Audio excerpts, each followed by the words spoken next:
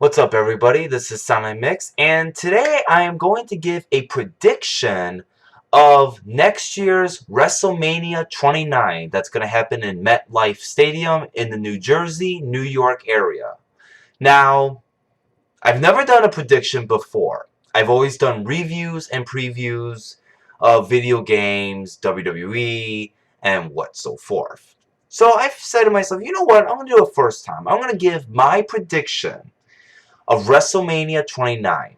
Now, I know with the predictions that you see that people make on here on YouTube, some of them are good, some of them are in the middle, and some of them just are utterly terrible. So, I studied pretty hard, and there was one match that I got very stuck on.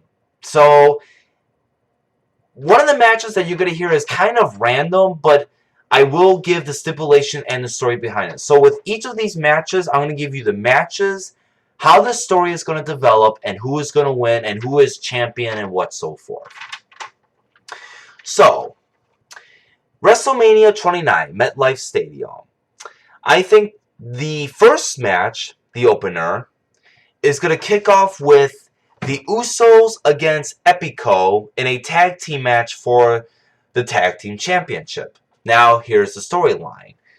Storyline is basically Epico has the championship titles, and they're considering themselves to be the best tag team of now and the future. They've beaten some good tag teams. They've beaten some great tag teams. So there's this tournament, and whoever wins the tournament will face Epico at WrestleMania. The Usos win. And the Usos pretty much cut this promo after they finally win the tournament, saying that this is a dream of a lifetime. We've never been tag team champions. And I believe that we are going to be tag team champions. So, at WrestleMania, the Usos come out, and surprisingly, Rikishi comes out and manages them for the one night only. I think the match is going to be pretty good. If they are given maybe 10, 12 minutes, I think this could be a good 3.5-star match. In the end, the Usos win, and they finally become WWE Tag Team Champions after losing countless of times, getting so many opportunities, and they finally do it on the biggest stage, WrestleMania. So the winners, the Usos, 3.5-star match. Should be a pretty good tag team if it ever were to happen. Like I said, this is a prediction. My second match would be the return of the Money in the Bank pay-per-view, Money in the Bank match at WrestleMania. At this time, I would drop the Money in the Bank pay-per-view. Even though the last two Money in the Bank pay-per-views have been great, but I believe that Money in the Bank should be a WrestleMania only, not a pay-per-view. And I don't think two people should not have briefcases. I think there should only be that one special upriser. My 8 predicts would be The Miz, Kofi Kingston, R-Truth, Lord Tenside, Christian, Wade Barrett, Justin Gabriel, and Daniel Bryan. Now, the reason why I added Lord Tenside into this match is because they need one big guy. The reason why I didn't put Kane in this match is I believe probably before he's probably gonna either leave the WWE or he might get hurt and not be in it. So I'm gonna say Kane won't be in this Money in the Bank whatsoever. This should be a good match. If this goes about 25-30 minutes, this should be an epic 4-star match. I think they should actually use the tables very frequently. Maybe do something with the ladders that's never been done before. And maybe do some type of crazy moonsault with the chair that nobody's never seen before. In the end, my prediction is Wade Barrett to win the match. Even though I think he might win Money in the Bank this year, or he might have a number one contendership sometime this year in 2012. But if not, I think he will be featured in the Money in the Bank for WrestleMania of next year. which hoping they will bring it back. They were going to bring it back this past WrestleMania, but they didn't, which sucks. Up next, oh, and I guess the storyline behind it, basically they just give this random tournament, like a beat the clock. Pretty simple. Third match. Now, this was a bit hard to choose, but I do have a good storyline background.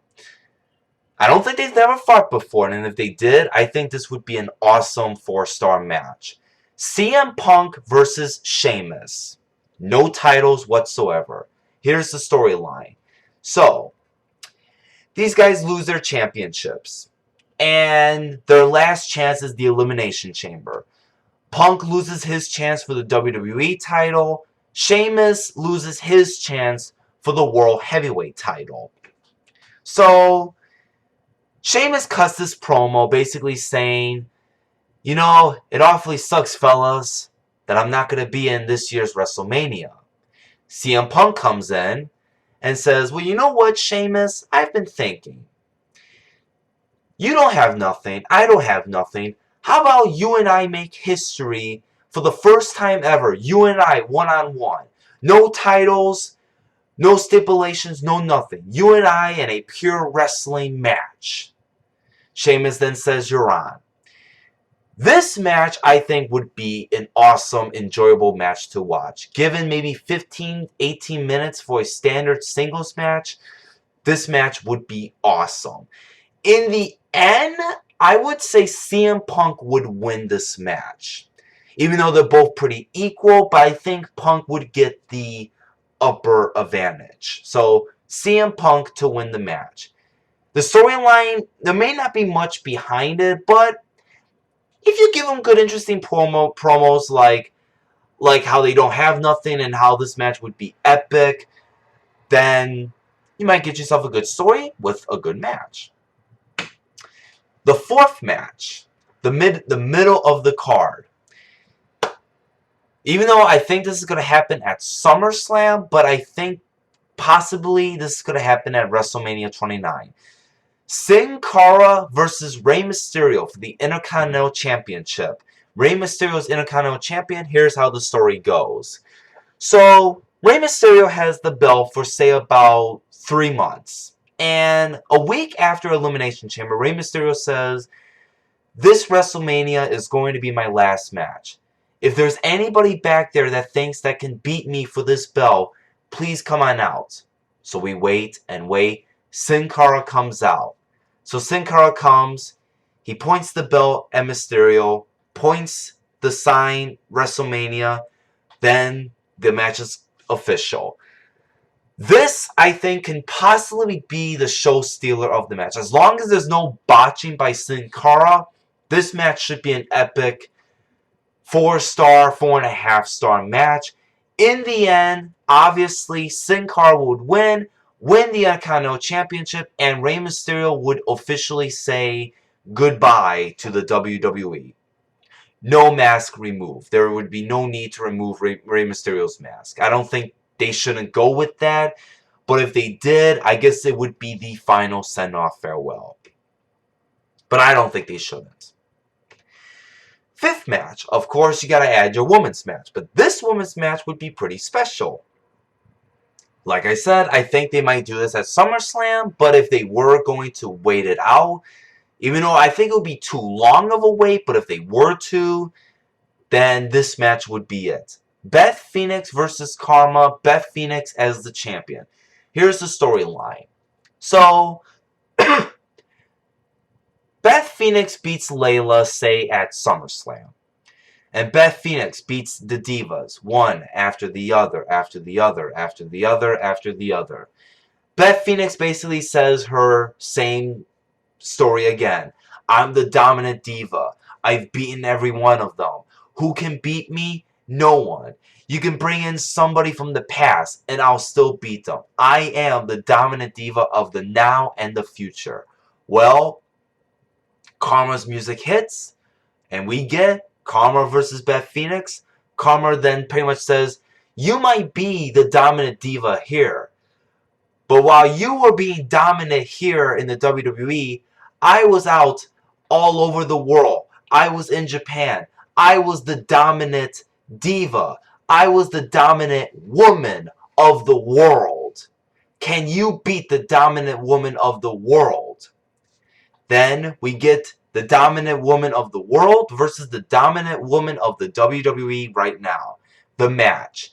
If this were to be a 10-minute solid Divas match, I think this could be a 3.5 star for a women's match, which would be freaking awesome.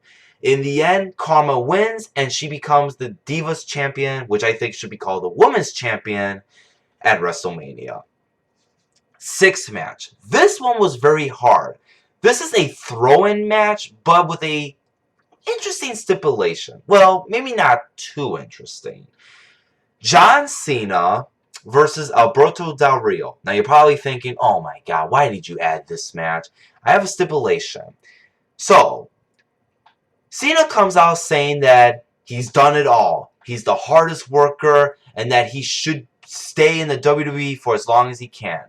Alberto Del Rio comes out and says, well, everything you said might be true, but I think it's time for you to hang up your boots and leave somebody like me, who's young, who's going to carry the WWE after you. So I say at WrestleMania, if I beat you, Cena, you have to be gone from the WWE. And if I lose, I'll quit. The match happens. So, during the match, it's going good, everything's going alright. And in the end, when you think Cena might win, Alberto Del Rio wins. Alberto Del Rio wins this match, and Cena leaves the WWE. Not permanently. I would say give Cena maybe a good 6-8 months. Make him return until maybe the end of 2013. 7th match. Now this is where we get into the big matches. 7th match. Randy Orton versus Cody Rhodes for the World Heavyweight Championship. Here is the stipulation. Randy Orton wins Survivor Series against whoever he faces.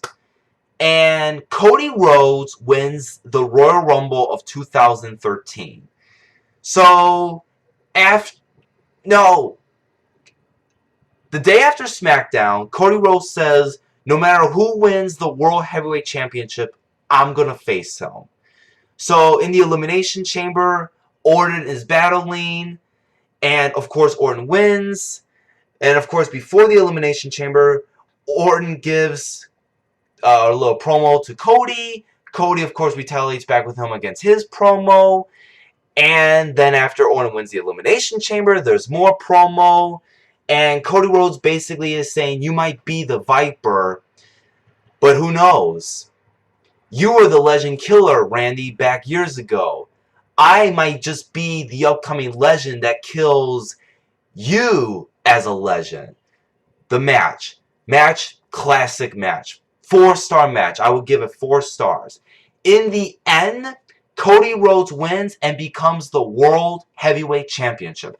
I would not make him as the Intercontinental Champion because Rey Mysterio would be the Intercontinental Champion.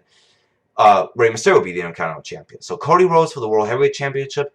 I see I'm running out of time, so I'm going to make this one pretty quick. The main event, The Rock versus Brock Lesnar for the WWE title. Lesnar is champion. Here's the story. Lesnar wins the Royal Rumble. He beats whoever he faces at the Rumble. The Rock comes back, and he gives his awesome promo to Brock Lesnar. And then Lesnar saying, well, if I'm going to leave this pathetic company, I'm leaving with this belt. I'll make sure you don't have this belt, Rock. The match happens. Awesome match. Rock slows down a bit. The match will be slow, and then it'll pick up afterwards. And then finally, The Rock wins the WWE Championship from Brock Lesnar. Really quick, if you haven't noticed, I didn't add The Undertaker. Why? Because I don't think The Undertaker will not appear at this next year's WrestleMania. I think he will appear at WrestleMania 30. And at WrestleMania 30, he will lose his streak to whoever he faces. Because remember what Triple H said. When the streak dies, you die. And I think at WrestleMania 30, the streak will die. Hope you guys enjoy my prediction. Leave your feedback. And until then, take care all.